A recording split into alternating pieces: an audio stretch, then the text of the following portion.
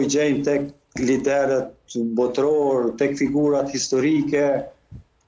por gjitha këto mënyra dhe shoqëria këtë mbare që i percepton dhe jo vetë marrëdhëniat të cilën ata sot e krijojnë. Për shembull, na sot mundëm e përmend presidentin francez Emmanuel Macron, ku bashkëshortja e tij me sa e di është diku mbi 24 vjet diferencë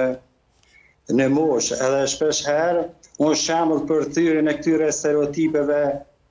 gjinore, apo presidenti aktual Donald Trump, është një shembull klasik i këtij modeli, po ashtu me sa e di është diku 24 vjet apo 25 vjet diferencë në moshë krahasuar me bashkëshorten e tij. Kemi aktor famshëm, Leonardo DiCaprio, George Clooney, e mos hym tek shembuj tjerë përfaqësues personalitete të quara të aktrimit, për shembull, që janë mbi 35 vjet diferencë moshë, Al Pacino, Roberto De Niro, Celine Dion, Edhe Lipol Pelena ta plotësoj. Edhe Lipol Pelena. Po tash mundem me përmend personalitete ndryshme të quara